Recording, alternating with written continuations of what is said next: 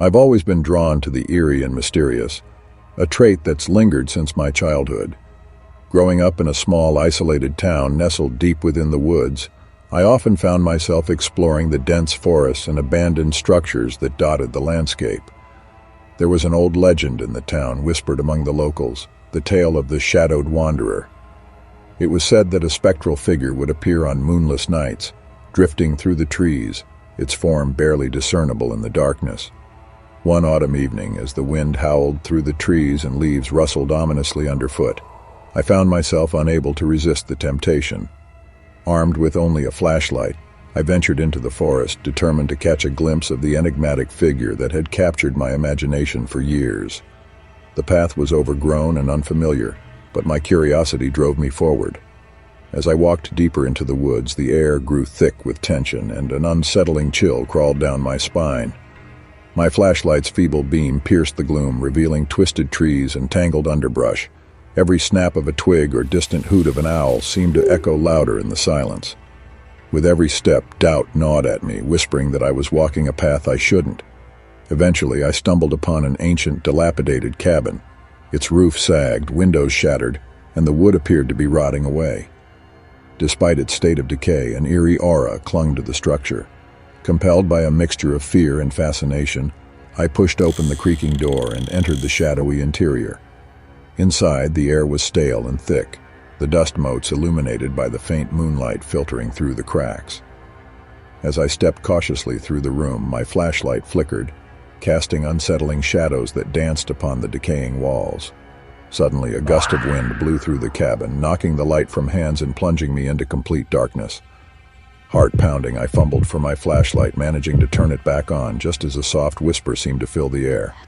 It was a haunting, unintelligible murmur that made my skin prickle with unease. The cabin felt alive with unseen eyes upon me, a weighty presence that seemed to breathe in the corners. Then, just beyond the threshold of my flashlight's glow, I saw it, a fleeting movement, a figure that materialized from the darkness and seemed to glide toward me. The figure was barely more than a silhouette, a distortion of shadows, and yet I could feel its gaze fixated upon me. Panicked, I stumbled back and tripped over a splintered floorboard, crashing to the ground. As I looked up, the figure had vanished, but the oppressive atmosphere remained. Gathering my wits, I scrambled to my feet and fled from the cabin, the woods seeming to close in around me. I never returned to that forest, nor did I ever attempt to uncover the secrets of the shadowed wanderer again. The experience left an indelible mark on me, a reminder that some mysteries are better left undisturbed, their darkness meant to remain in the shadows. In the heart of the city, amidst the hustle and bustle, I lived a life fueled by an unquenchable curiosity for the occult. My name is Amelia, and my fascination with the unknown had been passed down from my grandmother, who spun tales of a cursed amulet known as the Soul Stone. Legends whispered that this amulet held incredible power, and it was said to be hidden within the depths of an abandoned mansion on the outskirts of town. As a child, the stories of the Soul Stone captured my imagination, and as I grew older, that fascination turned into an obsession. I spent years poring over old texts, studying maps, and piecing together the history of the mansion. The tales were ominous, with accounts of strange lights in the windows, ghostly whispers in the wind, and an unsettling feeling of being watched. Despite the chilling legends, my determination eclipsed my fear. Armed with a backpack of tools, a lantern, and unwavering resolve, I set out one moonlit night. The mansion loomed before me, a shadow against the dark sky. The wind whistled through broken windows, creating an eerie symphony that sent shivers down my spine. With a rusty key in hand, I stepped inside, my lantern casting eerie shadows on the walls. Room after room I explored, uncovering hidden passageways and secret chambers. It was as though I was being guided, an unseen force leading me deeper into the mansion's secrets. And then, behind a dusty tapestry, I found a concealed door. Beyond it lay a narrow, spiraling staircase that led downward into darkness. As I descended, the air grew colder and my unease intensified. At the bottom, I entered a dimly lit chamber adorned with intricate runes and symbols.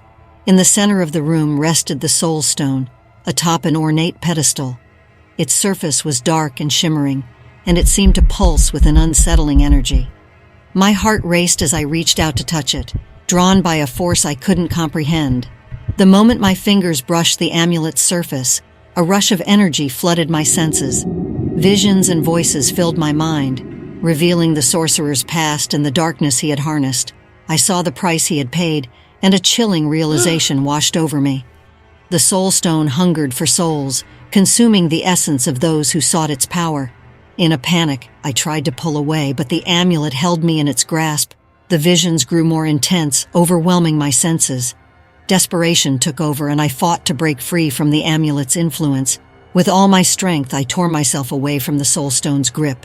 Gasping for air, I stumbled back, watching as the amulet pulsed with an otherworldly energy. The chamber trembled, and the walls seemed to whisper warnings. I fled the chamber, racing up the spiral staircase and emerging into the night air. The weight of the Soul Stone's influence lifted as I distanced myself from the mansion. The memory of that night would forever remain with me forever. I always thought stories of cryptids and strange creatures were just tales spun to entertain and intrigue. My name is Alex, an everyday person with a routine job and a normal life. The idea of encountering something otherworldly was something I had never seriously considered. One weekend, I decided to go on a solo hiking trip to a remote area known for its breathtaking natural beauty. The forest was vast and inviting, with sunlight filtering through the leaves and a gentle breeze rustling the undergrowth. I was looking forward to a peaceful escape from the stress of daily life. As I hiked deeper into the woods, the trail became less defined and the forest seemed to grow denser around me. It was then that I heard a rustling in the bushes, a sound that made me pause. I chalked it up to a small animal and continued on my way, dismissing any sense of unease.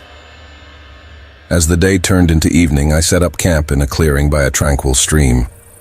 The sounds of nature surrounded me, and the sky turned a deep shade of orange as the sun dipped below the horizon.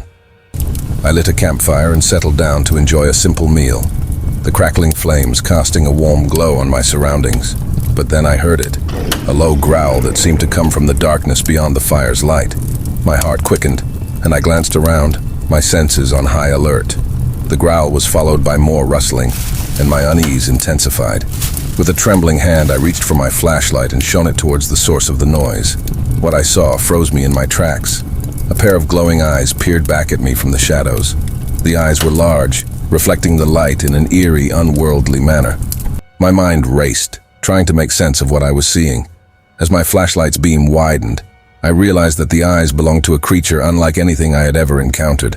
Its form was hunched, its body covered in mottled fur, and its eyes held an intelligence that sent a chill down my spine.